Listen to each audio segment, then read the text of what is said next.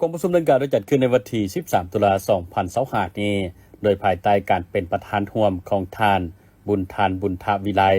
ของหัวหน้าองค์การอัยการปราศนสูงสุดหัวหน้ากองเลขาคณะกรรมการอภัยโทษระดับชาติและท่านอินทปัญญาเขียววงศ์พระจันทร์รองรัฐมนตรีของหัวหน้าห้องว่าการสำนักงานประธานประเทศมีบรรดาท่านหัวหน้าที่มาจากองค์การและกระทรวงที่เกี่ยวข้องเข้าร่วมในเวลากองประชุมได้รับฟังการรายงานจากท่านบัวลีเพชรมีไซหัวหน้าที่ตามกฎกาค่ายคุมขังจัดสร้างของหัวหน้ากองเลขาคณะกรรมการอภัยโทษระดับชาติเกี่ยวกับผลการปรับปรุงรัฐบัญญัติว่าด้วยการอภัยโทษระยะผ่านมา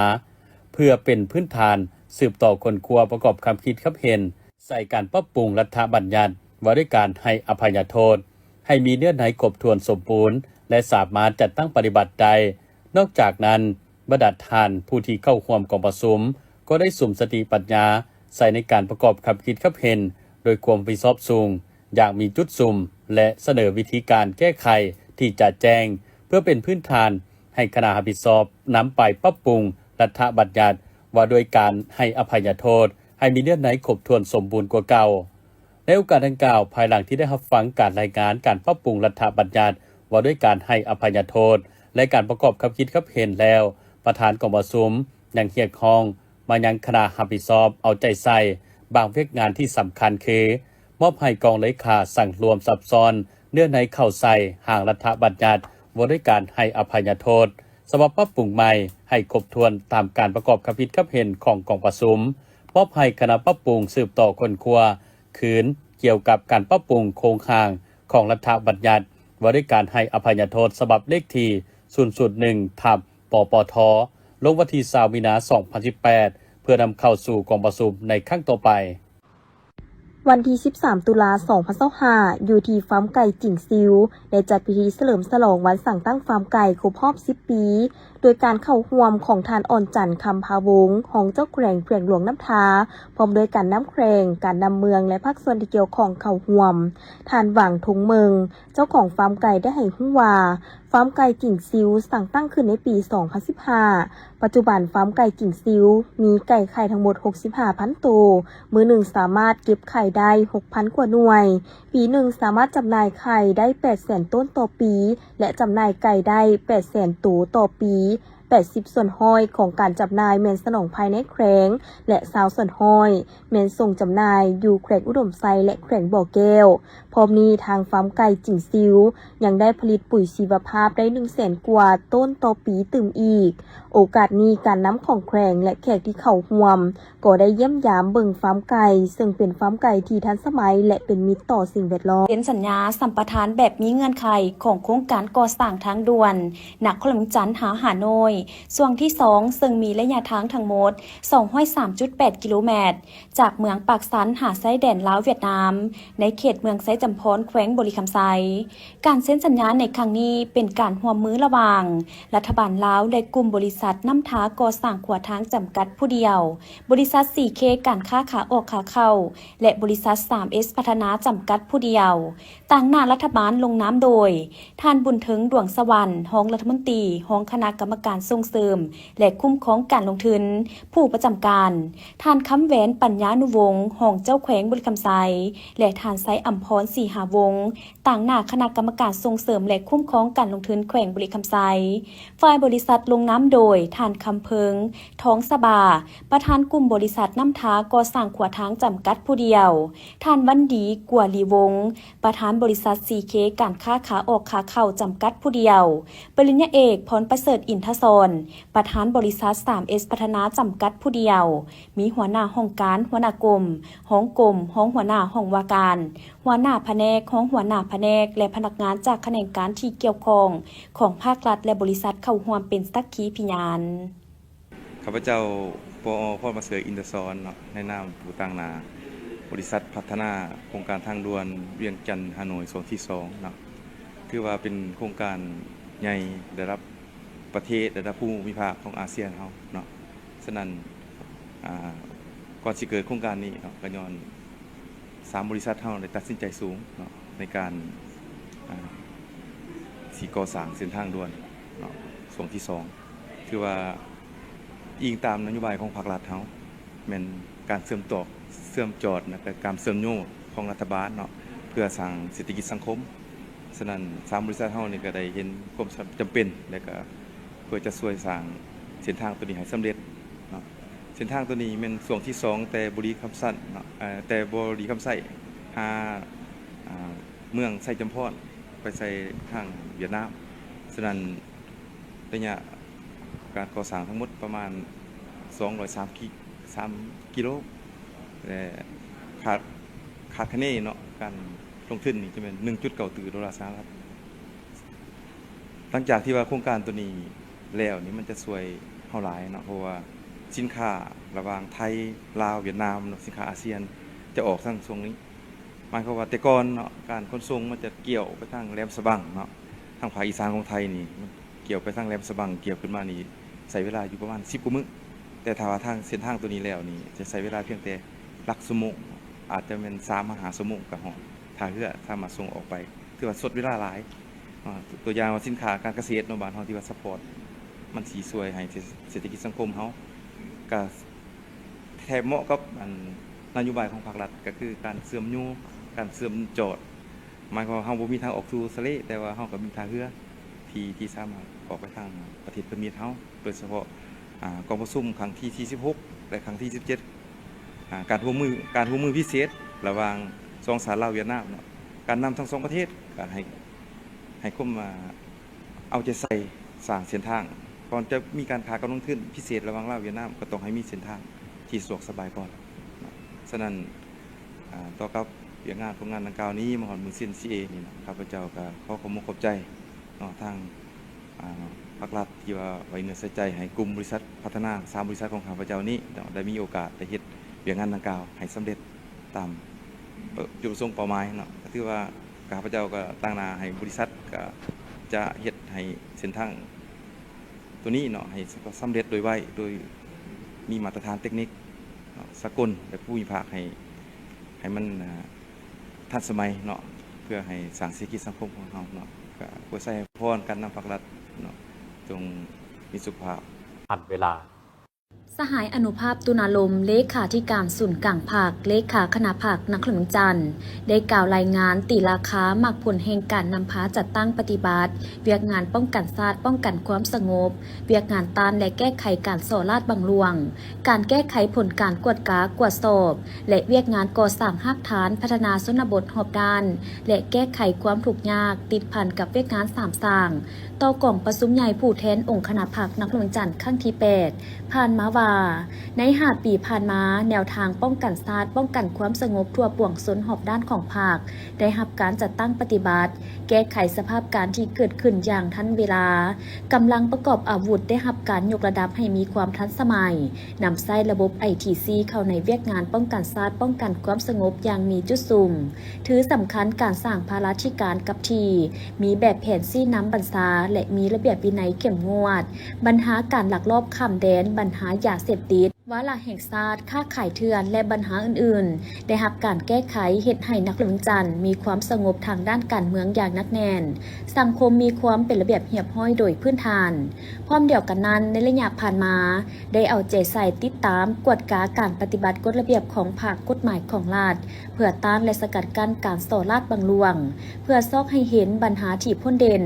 ปัญหาที่มีการละเมิดเพื่อซอกหาวิธีแก้ไขเตหัวทีเสริมขยายตัวแบบที่ดีเด่นแก้ไขอย่างเด็ดขาดท่านการต่อสมาชิกภาคที่ละเมิดกฎระเบียบของภาคและกฎหมายของรัฐให้เข้าสู่การดำเนินคดีตามกระบวนการยุติธรรมกวดกากวดสอบการจัดซื้อจัดจ้างการปฏิบัติโครงการลงทุนของรัฐการคุ้มครองธุรกิจในระยะ5 ปีผ่านมาได้แก้ไขผลการกวดกา16 เป้าหมายติดตามกวดกาผลการกวดสอบ15 เป้าหมายและ65 โครงการสั่งรวมแล้วองค์การปกครองคณะภาคแต่ละคันได้เอา เจใส่ในการป้องกันและสกัดกั้นการโซลาดบังลวงถึกเป้าหมายและทันเวลาสำหรับเวียกงานก่อสร้างหากฐานพัฒนาชนบทหอบด้านและแก้ไขความทุกข์ยากติดพันกับเวียกงานสามสร้างได้หันพนักงานลงก่อสร้างหากฐานการเมืองพัฒนาชนบทและแก้ไขความทุกข์ยากตามนโยบายสามสร้างด้วย2รูปการคือลงหากฐานกับทีและขบวนการรวมของนักเรียนจันทร์ผ่านการจัดตั้งปฏิบัติสามารถประเมินผลตามมาตรฐานพ้นถูกและมาตรฐานพัฒนาตามดำรัส348ทับลบมีครอบครัวพ้นถูกทั้งหมด 155,493 ครอบครัวเท่ากับ 99.43 ส่วนห้อยยังบ่ทันบรรลุมาตรฐานครอบครัวทุกยาก899 ครอบครัวเท่ากับ 0.57 ส่วนห้อยสร้างบ้านพัฒนาได้379บ้านเท่ากับ 78.79 ส่วนห้อยยังบ่บรรลุ102บ้านเท่ากับ21.21 ส่วนห้อยหับฮ้องเป็นเมืองเข้มแข็งหอบด้านและเมืองพ้นทุกแล้ว9เมืองเท่ากับห้อยส่วนห้อยนักระวิงจันทร์ยังได้ถึกหับฮ้องและประกาศเป็นหัวหน่วยยุทธศาสตร์จากรัฐบาลอย่างเป็นทางการในวันที่20ตุลา2023สั่งรวมแล้วใน5ปีแห่งการจัดตั้งปฏิบัติมาติกองประชุมใหญ่ครั้งที่7ขององค์คณะพรรคนักระวิงจันทร์มีผลสำเร็จหลายด้านได้เฮ็ดให้นักระวิงจันทร์มีเสถียรภาพทางด้านการเมืองอย่างหนักแน่นมีความสงบปลอดภัยและเป็นระเบียบเรียบร้อยทางด้านสังคมโดยพื้นฐานเศรษฐกิจขยายตัวอย่างต่อเนื่องมันเที่ยงถึกถีดคุณภาพชีวิตทางด้านวัตถุและจิตใจของประชาชนบรรดาเผ่าได้รับการปรับปรุงนับมือนับดีขึ้นตัวเมืองและซานเมืองได้รับการพัฒนาอย่างต่อเนื่องระบบการเมืองอยู่ขั้นรากฐานได้รับการปรับปรุงให้หนักแน่นเข้มแข็งนักระวิงจันทร์ได้รับการพัฒนาเป็นที่รับรู้ของภาคพื้นและสากลผลสำเร็จทั้งหมดนั้นแม่นปัจจัยยู่แฮงการหันเปลี่ยนใหม่ที่แข็งแรงแก้การพัฒนานักระวิงจันทร์ในซุ่มปีต่อหน้ากองประชุมในครั้งนี้โดยการเข้าร่วมและเป็นประธานของนางแสงเดือนไสยศรรองประธานผู้ประจำการทั้งเป็นหัวหน้าห้องการคณะกรรมการร่วมมือลาวจีนทานอุดรธรรมวงศารักษาการหัวหน้ากรมคุ้มครองการบัญชีทานภูสวรรค์จันทสมบัติห้องหัวหน้ากรมสถิติสิ่งแวดล้อมและความมั่นคงทานนางคำเมืองบรรณราชห้องหัวหน้ากรมสถิติเศรษฐกิจและสังคมและผู้ต่างหน้าจากกรมกวดกาลาดกระทรวงการเงินพร้อมด้วยภาคส่วนที่เกี่ยวข้องเข้าร่วมกองประชุมได้แลกเปลี่ยนคำคิดคำเห็นอย่างกงไปกงมาปรึกษาหารือร่วมกันในการจัดเก็บรายหับโดยการหันเป็นทันสมัยผู้ต่างหน้าจากกรมคุ้มครองการบัญชีกระทรวงการเงินได้รายงานให้ทราบว่าการพัฒนาเครื่องมือทันสมัยก็คือการพัฒนาระบบคุ้มครองข้อมูลการบัญชีของหัวหน่วยถือบัญชีวิสาหกิจและระบบคุ้มครองข้อมูลข่าวสารการเงินแห่งรัฐแบบเชื่อมโยงแม้นมีความซักซ้ากว่าที่ควรและในปัจจุบันยังมี 130,000 หัวหน่วยธุรกิจที่บ่มีระบบบัญชีแต่ถึงยังใดก็ตามเพื่อให้ถูกต้องสอดคล้องกับวิสัยทัศน์และยุทธศาสตร์พัฒนาของแขนงการเงินก็แม้นการสุ่มใส่ระบบการบัญชีแห่งรัฐการบัญชีวิสาหกิจและการกวดสอบอิสระให้สอดคล้องกับมาตรฐานสากลถือเป็นเป้าหมายหนึ่งที่ทั้งกรมได้กำหนดไว้แล้วเพื่อตอบสนองให้รัฐวิสาหกิจและวิสาหกิจของสปป.ลาวมีความเสถียรภาพทางด้านบัญชีเฮ็ดให้ผู้มีความเชื่อถือรับประกันด้านผลประโยชน์พร้อมนั้นกรมกวดกาลาดกระทรวงการเงินได้ให้ทัศนะว่าในเงื่อนไขการขยายตัวทางด้านเศรษฐกิจสังคมในยุคแห่งเทคโนโลยีที่ทันสมัยหลายแขนงการโดยเฉพาะกระทรวงการเงินได้ประเสริฐหน้ากับบรรดาปรากฏการณ์ย่อท้อต่างๆเป็นต้นแมนความยุ่งยากทางด้านเศรษฐกิจการเงินและอื่นๆฉะนั้นเพื่อเฮ็ดให้การคุ้มครองการเงินแห่งรัฐมีความเข้มแข็งโปร่งใสและทันสมัยเวียกงานกวดกาของแขนงการเงินต้องได้รับการพัฒนาอย่างรอบด้านให้มีความเข้มแข็งทันสมัยทันกับสภาพการกวดกาเห็นได้ทัดแท้ของบรรดาปรากฏการณ์ย่อท้อต่างๆในแขนงการเงินเพื่อซอกหาวิธีต้านและสกัดกั้นให้ทันเวลาผ่านมาภายใต้การชี้นำพาของคณะภาคคณะนำกระทรวงการเงินและคณะกรมกวดกาลาดพนักงานกรมกวดกาลาดแม้นได้นำใช้เทคนิควิธีการประสบการณ์และบรรดาบทเรียนการกวดกาเพื่อเป็นคอร์สในการดำเนินการติดตามกวดกาในแต่ละเป้าหมาย ถึงว่าประสิทธิภาพของนาเวียกจะบ่ทันตอบสนองได้ถึงการปฏิบัติตัวจริงเต็ม 100% แต่พวกเขาก็เห็นว่ามันสามารถเฮ็ดให้การปฏิบัติหน้าที่เวียกงานของบรรดาเป้าหมายที่ถูกกวดกาเข้าสู่ระเบียบการได้ในระดับหนึ่งและดีขึ้นเทื่อละก้าวเรื่อยๆมาห้องการคณะกรรมการร่วมมือแล้วจีนได้ยกให้เห็นผลสำเร็จของสปจีนในการพัฒนาเศรษฐกิจสังคมไปเคียงคู่กับการปรับปรุงระบบการเก็บรายรับงบประมาณหันเป็นทันสมัยเพื่อให้มีความโปร่งใสและสามารถติดตามตรวจสอบได้การสนองทุนสัมมนาและฝึกอบรมระยะสั้นสามารถยัดแยงทุนการช่วยเหลือเพื่อพัฒนาและก่อสร้างทรัพยากรมนุษย์โดยผ่านการสัมมนาและฝึกอบรมระยะสั้นให้แก่พนักงานรัฐกรและจากรัฐวิสาหกิจของลาวทั้งในรูปแบบ2ฝ่ายและหลายฝ่ายทั้งจัดอยู่ลาวและอยู่จีนกวมเอาหลายโครงเขตคะแนนการบ่ว่าจะเป็นโครงเขตการสร้างแผนพัฒนาเศรษฐกิจสังคมการเงินสาธารณะการร่วมมือด้านการค้าสากลการปรุงแต่งผลิตภัณฑ์เกษตรกรรมการแก้ไขความทุกข์ยากการนำใช้เทคนิคทันสมัยเข้าในเวียกงานต่างๆและอื่นๆเฉลี่ยปีหนึ่งบรรลุ 1,000 เทื่อคนล่าสุดในปี2024แม่นบรรลุได้หลายกว่า 2,000ในโอกาสที่ท่านนางเวียงทองศรีพันดรประธานศาลปาสนสูงสุดเข้าร่วมพิธีประกาศหัวหน้าคณะศาลแพ่งศาลปาสนแขวงเสกองท่านได้นึกหนักหลายปัญหาให้การนำศาลปาสนแขวงเสกองเอาใจใส่เวียกงานศึกษาผมเวียกงานการเมืองแนวคิดต่อกับสมาชิกพรรคพนักงานให้กับแนนถาดแท้ส้นสันและคุณสมบัติศีลธรรมปฏิบัติไปเคียงคู่กับการยกสูงความรู้ความสามารถทางด้านวิชาเฉพาะวิชาการและความชำนาญกลายเป็นมืออาชีพในการค้นคว้าพิจารณาคดี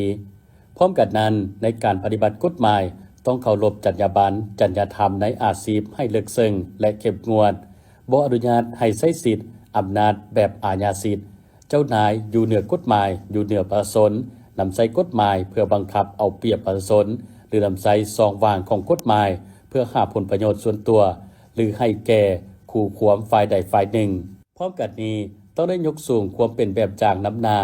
และเพิ่มทวีความสามัคคีเป็นเอกภาพสร้างความเข้มแข็งให้แก่ศาลประชาชนในฐานะเป็นองค์การตุลาการเฮ็ดหน้าที่ในการพิจารณาตัดสินและพิพากษาคดีเป็นองค์การหลักของอำนาจแห่งรัฐในการปกป้องกฎหมายให้ศักดิ์สิทธิ์เพิ่มทวีนิติธรรมกำจัดและสกัดกั้นการละเมิดกฎหมายรักษาสิทธิผลประโยชน์อันชอบธรรมของพลเมืองของรัฐและของร่วมหมู่รับประกันความยุติธรรมความสงบและความเป็นระเบียบเรียบร้อยของสังคมเสริมขยายมากผลของการปฏิวัติระบบการเมืองเศรษฐกิจวัฒนธรรมสังคมตามทิศสร้างรัฐที่ปกครองด้วยกฎหมายเพิ่มทวีการนำพาของพรรคในการค้นคว้าพิจารณาตัดสินพิพากษาคดีให้รับประกันความถูกต้องตามกฎหมายและถูกต้องตามความเป็นจริงโดยมีการกวดกาเก็บกำข้อมูลหลักฐานของข้อขัดแย้งก็คือคู่ความให้ละเอียดจัดแจงมีการค้นคว้าวิเคราะห์วิจัยให้ลึกซึ้งรอบคอบภาวะวิสัยและมาแต่หากฐานให้ลายรับประกันความโปร่งใสในทุกขั้นตอนของการดำเนินคดียูซานต้องเอาใจใส่พัฒนาการจัดตั้งพรรคยูซานให้มีความหนักแน่นเข้มแข็งรับประกันก่อสร้างพรรคให้ไปตามกฎระเบียบของพรรคโดยถือคุณภาพเป็นกกเอาใจใส่คุ้มครองป้องกันพรรคและวางแผนสร้างบรรดาหากฐานพรรคให้ไปตามมาตรฐานโดยพรรคปลอดใส่เข้มแข็งและหนักแน่นยกสูงคุณภาพของการดำเนินชีวิตการเมืองในพรรคโดยทิศผ่านกับการกวดกาตีราคาความเป็นแบบอย่างน้ำหน้าของคณะพรรคสมาชิกพรรคเพื่อเพิ่มทวีกำลังแห่งสู้รบในการสกัดกั้นและแก้ไขปรากฏการณ์ย่อท้อในกงจักรการจัดตั้งของศาลปาสนแขวงการท่องเที่ยวแขวงหนองน้ำทายังคงเติบโตอย่างต่อเนื่องในปี 2025 โดยนับแต่เดือนมังกรหาเดือนกันยามีนักท่องเที่ยวเดินทางมาเทียบจามและผ่านแขวงหนองน้ำทา 985,322 เทื่อคนเพิ่มขึ้น9ส่วนห้อยเมื่อเทียบใส่ช่วงเดียวกันของปีผ่านมาและสามารถสร้างรายรับโดยทางกงและทางอ้อมเข้าแขวงได้ประมาณ 30.70 ล้านดอลลาร์การเติบโตดังกล่าวแสดงให้เห็นถึงความสำเร็จของคณะนำขั้นแขวงและแผนกวัฒนธรรมและการท่องเที่ยวที่ได้เอาใจใส่ในการพัฒนาและส่งเสริมการท่องเที่ยวโดยเฉพาะแม้นการท่องเที่ยวแบบอนุรักษ์ในป่าสงวนแห่งชาติน้ำฮาซึ่งเน้นจุดเด่นทางด้านธรรมชาติอันบริสุทธิ์ และความหลากหลายทางด้านวัฒนธรรมของชนเผ่าสาเหตุที่เฮ็ดให้นักท่องเที่ยวเพิ่มขึ้นก็เนื่องมาจากผลของการโฆษณาและการจัดกิจกรรมต่างๆในปีท่องเที่ยวลาว 2024 รวมทั้งเทศกาลและนิทรรศการที่ประชาชนบรรดาเผ่าได้จัดขึ้นอยู่ภายในแขวงและบรรดาเมืองในปี 2025 เช่นบุญปีใหม่ลาวบุญกินเจียงของชนเผ่าอาคาเมืองรองชนเผ่ามงเมืองหลวงน้ำทาบุญบั้งไฟของเผ่าลือเมืองสิงห์บุญทรงเหือของเมืองนาแลเวียงปูคาและงานบุญตามฮีต12ของ14ของชาวพุทธซึ่งแต่ละงานมีความเป็นเอกลักษณ์เฉพาะและรักษาได้ฮีตของวัฒนธรรมอันดีงามของชนเผ่าบวกใส่กับการขยายตัวของที่พักแฮมร้านอาหารร้านกาแฟและอื่นๆเฮ็ดให้นักท่องเที่ยวภายในนักท่องเที่ยวชายแดนจีนและต่างประเทศเข้าร่วมเป็นจำนวนหลายอีกหนึ่งกิจกรรมที่สำคัญในปีนี้เป็นเทศกาลย่างป่าลองเรือในเขตป่าสงวนแห่งชาติน้ำฮาซึ่งเป็นเทศกาลประจำปีของแขวงกิจกรรมดังกล่าวบ่เพียงแต่เป็นการประชาสัมพันธ์เส้นทางท่องเที่ยวผจญภัยที่มีเอกลักษณ์ของแขวงหลวงน้ำทาเท่านั้นแต่ยังช่วยสร้างความรับรู้เกี่ยวกับการอนุรักษ์ทรัพยากรธรรมชาติและความหลากหลายทางด้านชีวนานาพันธุ์ของพื้นที่ดังกล่าวอีกด้วยแขวงได้ตั้งเป้าหมายที่จะดึงดูดนักท่องเที่ยวเพิ่มขึ้นในช่วงท้ายปี 2025 และให้บรรลุตามระดับคาดหมายคือ 1,280,000 เทื่อคนโดยการสุกยูให้ภาคเอกชนปรับปรุงและเปิดคืนใหม่บรรดาแหล่งท่องเที่ยวที่ได้รับผลกระทบจากภัยน้ำท่วมในปี 2024 เป็นต้นแมนแหล่งท่องเที่ยวน้ำตกตาดน้ำดีซึ่งตามแผนจะเปิดให้บริการในเดือนพฤศจิกายน 2025 นี้งานเทศกาลบุญนมัสการพระธาตุเจียงตึงเมืองสิงห์มรดกแห่งชาติประจำท้องถิ่นครบรอบ 1 ปีซึ่งจะจัดขึ้นในวันที่ 5 พฤศจิกายน 2025 นอกจากนั้นแขวงยังได้สุกยูให้ผู้ประกอบการธุรกิจการท่องเที่ยวปรับปรุงที่พักแฮมห้านกินดื่มเช่นอาคารสถานที่และบริการเพื่อรองรับนักท่องเที่ยวที่อาจจะเพิ่มขึ้นในท้ายปีนี้พร้อมกันนั้นก็ได้สุกยูภาคส่วนที่เกี่ยวข้องเกี่ยมความพร้อมต้อนรับนักท่องเที่ยวต่างประเทศที่จะมาท่องเที่ยวในป่าสงวนแห่งชาติน้ำฮาในช่วงฤดูหนาวนี้ปริญญาเอกสุริเดชแก้วบัวละเพชรหัวหน้าแผนกศึกษาธิการในกีฬาแขวงหลวงพระบางได้ให้ฮู้ว่าคณะนำแผนกศึกษาธิการในกีฬาแขวงได้สมทบกับบรรดาสหพันธ์กีฬาของแขวงเพื่อค้นคว้าปรึกษาหารือเลือกเฟ้นนักกีฬาครูฝึกผู้ที่มีเงื่อนไขมาตรฐานเป็นครูฝึกนักกีฬาแต่ละประเภทและกำหนดสถานที่พักเสาของนักกีฬาที่จะเข้าร่วมนอกจากบรรดาคณะรับผิดชอบก็ได้รายงานความพร้อมของกีฬาแต่ละประเภทเป็นต้นจำนวนนักกีฬาที่จะเข้าร่วมการแข่งขันอุปกรณ์การฝึกซ้อมตารางการฝึกซ้อมและเป้าหมายเหรียญคำการเข้าร่วมงานกีฬาครั้งนี้จะส่งนักกีฬาเข้าร่วมสิงเหรียญรางวัลจำนวน11ประเภทกีฬาซึ่งประกอบมีมวยสากลกะต้อซิลลอนบ่านเตะซ้ายบ่านบ้วงเปตังหน้าเก๊กบ่านทรงในห่มและหาดทรายดอกปีกไก่ลอยน้ำหมากเซิกหมากคางเทนนิสปิงปองวูซูเทควันโดยิงปืนมวยลาวฟ้อนลายลาวแล่นล้านเหือสวงคาราเตโดฟ้อนมวยและกีฬากอล์ฟในนั้นมีนักกีฬา206 คนหญิง81 คนรวมครูฝึกคณะนำเข้าร่วมทั้งหมด371 คนพร้อมทั้งตั้งเป้าหมายญาติเอาให้ได้16 เหรียญคำ21 เหรียญเงินและ33 เหรียญทองส่วนผลงานของแขวงหลวงพระบางในงานมหกรรมกีฬาแห่งชาติครั้งที่11 ปี 2022 ผ่านมาที่แขวงเส้นขวางเป็นเจ้าภาพสามารถญาติได้12 เหรียญคำ21 เหรียญเงินและ42 เหรียญทองรวมทั้งหมด75 เหรียญจัดอยู่อันดับที่10ของตารางสรุปเหรียญจากทั้งหมด22ภาคส่วนเข้าร่วมการแข่งขันสำหรับ12 เหรียญคำได้จากกีฬาลอยน้ำ4 เหรียญกีฬาวูซู2 เหรียญยิงปืน1 เหรียญมวยลายล้าว1 เหรียญคาราเตโด1 เหรียญหน้าเก๊ก1 เหรียญแลนล้าน1 เหรียญและกีฬากะต้อ1 เหรียญ21 เหรียญเงินได้จากลอยน้ำ3 เหรียญวูซู1 เหรียญยิงปืน2 เหรียญมวยลายล้าว2 เหรียญคาราเตโด2 เหรียญหน้าเก๊ก1 เหรียญแลนล้าน1 เหรียญเทควันโด2 เหรียญ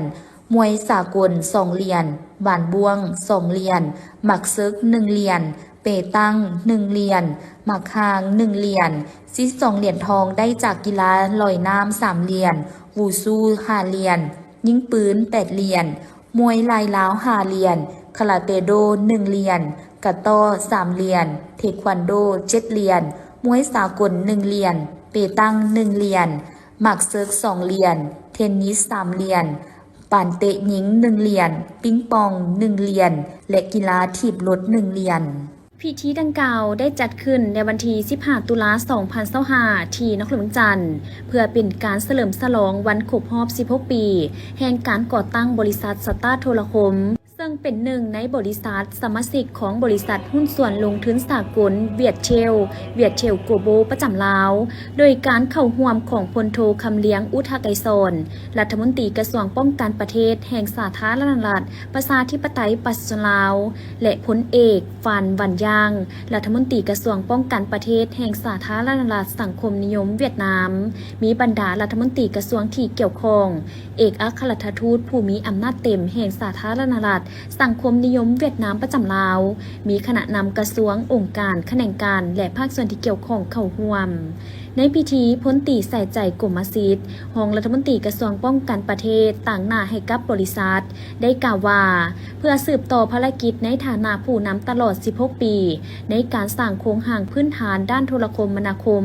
ยูนิเทลได้ตัดสินใจลงทุนในแขนงขนส่งโลจิสติกส์ด้วยยุทธศาสตร์ที่มีแบบแผนและขนาดใหญ่ยูนิเทลโลจิสติกส์สั่งตั้งขึ้นโดยมีเป้าหมายเพื่อกลายเป็นบริษัทขนส่งอันดับหนึ่งในสาธารณรัฐประชาธิปไตยประชาชนลาวประกอบส่วนลดผ่อนต้นทุนด้านการขนส่งของประเทศให้เหลือ 15 ส่วนห้อยของ GDP และสร้างเวทีงานทำหลายกว่า 30,000 ตำแหน่งให้แก่ประชาชนลาวเพื่อเฮ็ดให้เป้าหมายนี้เป็นจริงยูนิเทลโลจิสติกจะสร้างระบบนิเวศโค้งห่างพื้นฐานที่ครบถ้วนซึ่งประกอบมีศูนย์กลางขนาดใหญ่ 3 แห่งในเขตเศรษฐกิจที่แขวงอุดมไซด์ 3 เฮกตาร์นครหลวงจันทร์ 7.2 เฮกตาร์และแขวงสวรรณเขต 5 เฮกตาร์ซึ่งเฮ็ดหน้าที่เป็นสร้างเก็บสินค้าแบบครบวงจรพร้อมนั้นยังมีคลังเก็บสินค้าธุรกิจ 6 แห่งอยู่ด้านซ้ายแดนยุทธศาสตร์กับเวียดนามไทยและจีนที่มีจุดบริการ 1,500 แห่งกวมเอาทั้ง 18 แขวงทั่วประเทศซึ่งหลายกว่าคู่แข่งรายใหญ่ที่สุดในปัจจุบันถึง 2 เท่าเพื่อรับประกันการเสื่อมต่อไปถึงทุกๆบ้านการสร้างตั้งเครือข่ายการขนส่งอัจฉริยะที่ผสมประสานเส้นทางทางบกระหว่างแขวง306เส้นทางพร้อมคำมั่นสัญญาในการจัดส่งสูงสุดภายใน D3 บวกเส้นทางอากาศทางภายในและต่างประเทศและเส้นทางรถไฟที่เสื่อมต่อลาวจีนและลาวไทยนอกนี้ยูนิเทลโลจิสติกยังมีการบริการเพิ่มมูลค่าเซ็นบริการเก็บเงินปลายทางการประกันภัยสินค้าสั่งอัจฉริยะและที่สำคัญแม่นบริการจัดส่งรับเอกสารทางราชการซึ่งช่วยให้ประชาชนรวมทั้งภาคส่วนธุรกิจประหยัดเวลาและค่าใช้จ่ายในการเดินทางได้สูงสุดโครงการยูนิเทลโลจิสติกบ่เพียงแต่มีความหมายทางด้านเศรษฐกิจเท่านั้นแต่ยังเป็นสัญลักษณ์แห่งมิตรภาพและการร่วมมือด้านยุทธศาสตร์ที่มั่นคงระหว่างลาวและเวียดนามโครงการนี้คาดว่าจะเฮ็ดให้คำมั่นสัญญาของการร่วมมือระหว่าง2รัฐบาล2กระทรวงป้องกันประเทศเป็นจริงขึ้นโดยการขยายการเชื่อมโยงจากโทรคมนาคมไปสู่โลจิสติกและด้วยการเปิดบริการขนส่งยูนิเทลโลจิสติกได้ยั่งยืนถึงบทบาทการเป็นผู้นำในการนำใช้เทคโนโลยีที่ทันสมัยและนวัตกรรมที่สร้างสรรค์เพื่อรับใช้ประชาชนและหน่วยงานรัฐบาลของสาธารณรัฐประชาธิปไตยประชาชนลาวการเปิดบริการขนส่งยูนิเทลโลจิสติกเป็นขีดหมายอันสำคัญบ่เพียงแต่สำหรับสตาร์โทรคมเท่านั้นแต่ยังรวมถึงวงการโลจิสติกของลาวซึ่งจะเปิดทางไปสู่อนาคตที่สินค้าสามารถไหลเวียนได้ไวขึ้นและมีประสิทธิภาพหลายขึ้นประกอบส่วนเข้าในความเจริญรุ่งเรืองของประเทศและเพิ่มทวีสายพัวพันมิตรภาพอันพิเศษระหว่างลาวและเวียดนามให้แน่นแฟ้นยิ่งขึ้น